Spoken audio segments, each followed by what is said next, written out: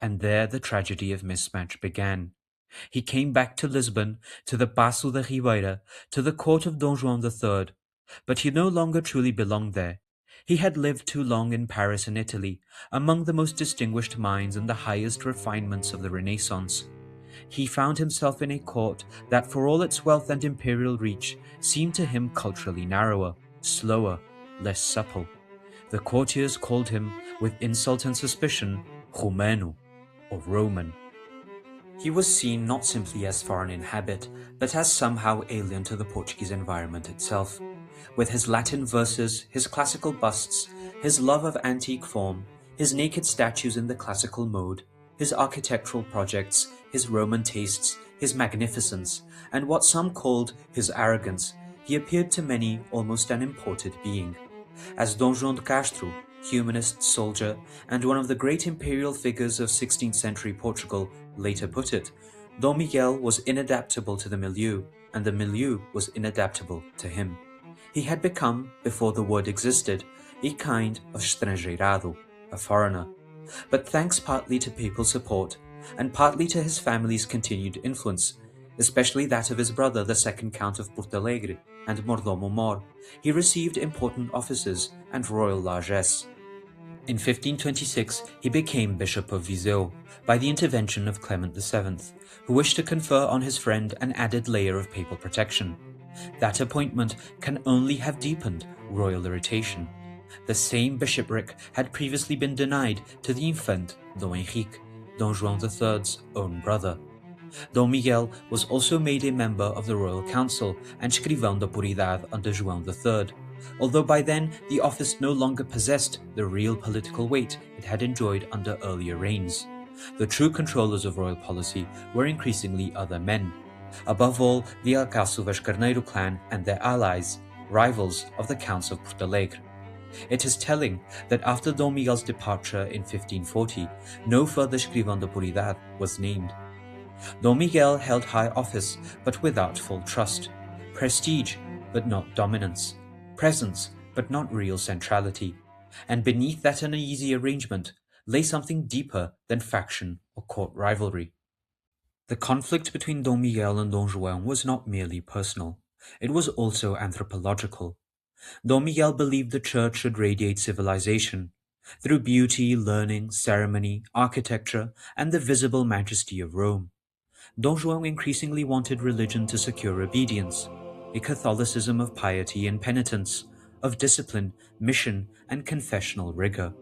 One thinks almost of two different religious imaginations. On one side, Rome, Raphael, marble, eloquence, and the humanist prelate. On the other, the world that would later find its painter in Zurbarán, the Iberian Caravaggio, saints in shadow, mortification, obedience, missionaries pushing into the deep forests of Brazil, and faith proved through austerity. One was a Roman, magnificent universal Catholicism, the other a more confessional, more disciplinary, and perhaps a more sincere form of faith. Neither impulse was false. Catholicism was made by both, by marble and by mortification, by ceremony and by confession, by Rome's splendor and by obedience, by Miguel and by João. The grievances accumulated slowly. Leonor of Austria, the Cardinal had twice imagined for Miguel while Dom Henrique remained frustrated. Viseu granted to Dom Miguel and denied to the Infant. Dom Miguel's repeated papal alignment against the crown, his resistance in Rome to Dom João III's cherished cause of introducing the Inquisition, his more sympathetic posture toward Cristãos Novos, and, in 1537, the humiliation of being forbidden to attend the planned Council of Mantua and ordered instead to feign illness. Yet perhaps the deepest wound was also the oldest, Leonor herself. João III seems never to have forgotten that Dom Miguel had helped secure in Rome the marriage that turned his almost bride into his stepmother, a humiliation later said to echo even in his sensitivity to Luís de Camões' El Rei Seleuco, a play built around the story of a king who yields the woman he loves to his own son. But he did not simply lament his exile from Rome. He tried to recreate something of that world in Portugal. In Viseu, in Santo Tirso, in Foz, under the benefices and jurisdictions he controlled, He seems almost to have attempted the creation of a parallel court in the north, a northern axis of patronage, taste, building, and cultivated magnificence. In Viseu, he brought with him the Italian Renaissance ideas of space and urban dignity.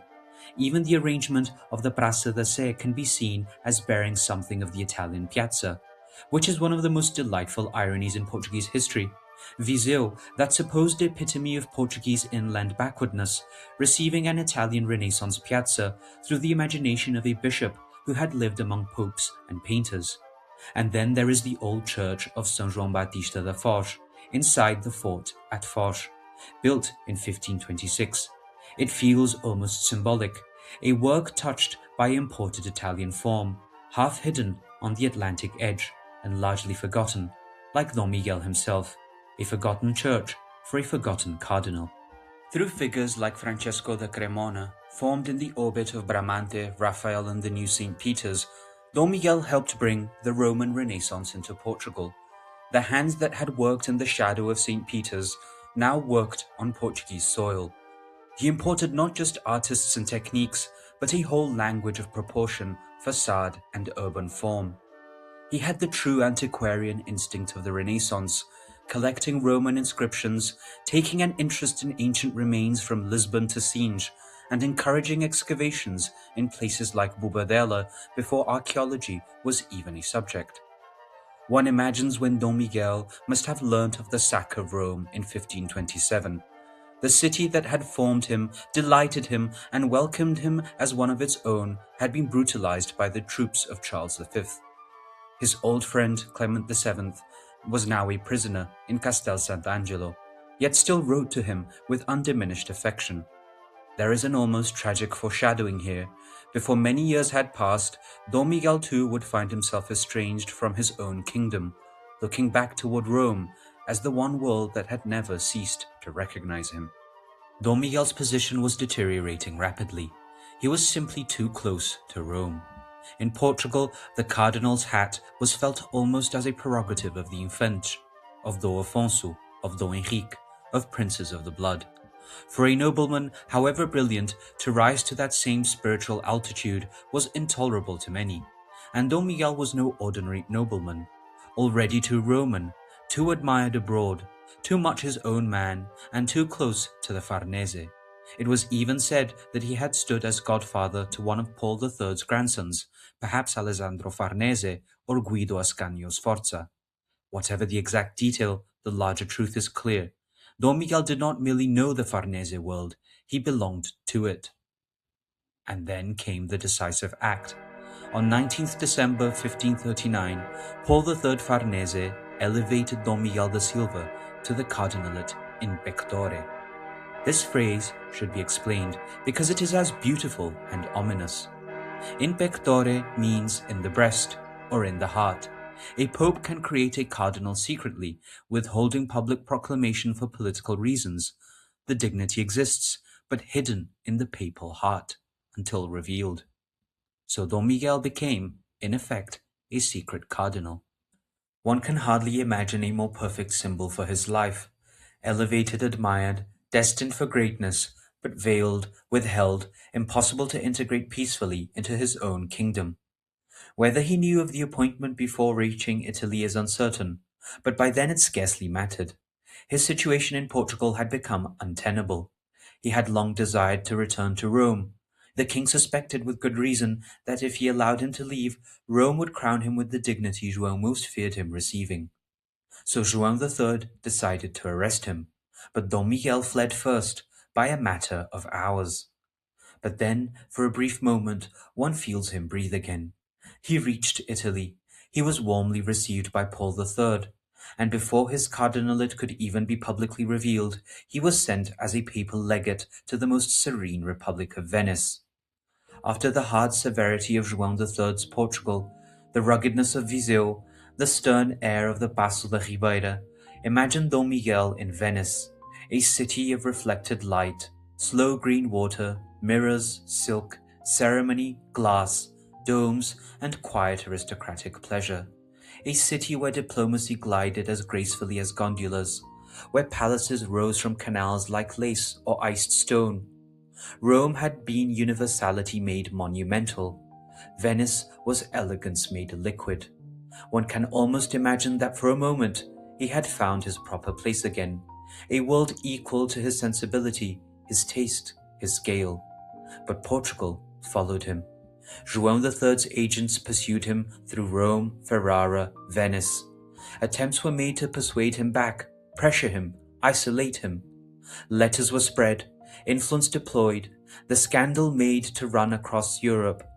He had escaped the kingdom, but not the hatred of its king. At last, on 2nd December 1541, Paul III revealed the secret. Though Miguel was publicly cardinal, he received the red hat on the 23rd of January 1542. There followed the old Roman rite of the closing of the mouth, a ceremonial reminder that a cardinal was expected to guard his speech as carefully as he guarded the secrets of the church. João III erupted.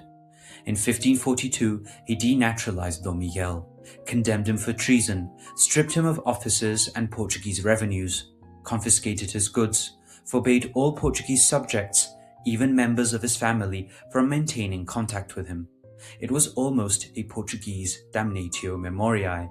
The king did not merely wish to punish the man, he wished to erase him. And his hatred endured. In 1543, Dom Miguel's nephew Dom Jorge da Silva was imprisoned in the Tower of Belém, merely for corresponding with him, and then sent to Morocco, where he died in combat. Years later, when reconciliation was proposed, João III reportedly replied that he knew no man by that name. One papal nuncio wrote that the king's hatred toward Cardinal da Silva was hotter that day than ever before. Yet Rome continued to honor him. He became a significant figure of the Curia. He was sent on important missions, including to Charles V, in the attempt to secure the Habsburg-Valois peace necessary for the wider reform of the Church. This was the age of the great Italian struggles over Milan and Naples, and without peace between emperor and king, there could be no broad council. Though Miguel's role in this diplomacy mattered, he helped urge the Spanish bishops toward the council that would finally emerge at Trent, and tradition even credits him with helping shape the procedural norm under which that council would be governed. Think of the Ark, a younger son of an old Portuguese house from the Atlantic fringe, now helping shape the machinery of the Counter-Reformation itself. He held important offices: Forli, Ascoli Piceno, Massa Marittima, a profitable region linked with the famous Carrara marble. He served as legate in Venice, the March of Ancona, and Bologna. He participated in various conclaves from 1549 to 1555. His cardinalitial titles changed until in 1553 he obtained Santa Maria in Trastevere, one of the most venerable and profitable churches in Rome.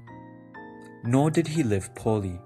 Portuguese ambassadors sometimes reported him as if he were reduced, but the evidence points elsewhere.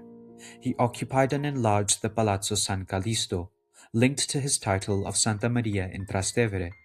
In 1549, he bought a vast riverside property near the Tiber from the immensely rich Jesi family. He remained surrounded by wealth, favor, and dignity. Far from ending in pathetic decline, he spent his final years as a prince of the church in the city he most loved. Portugal had tried to erase him. Rome continued to honor him. But one final attempt at reconciliation was made. In 1547, he formally resigned the see in favor of his friend, Cardinal Alessandro Farnese, grandson of the Pope, perhaps a balancing gesture toward the Portuguese crown, though it is quite possible that the revenues still in effect found their way back toward Dom Miguel.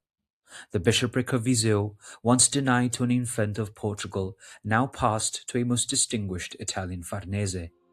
The attempt failed.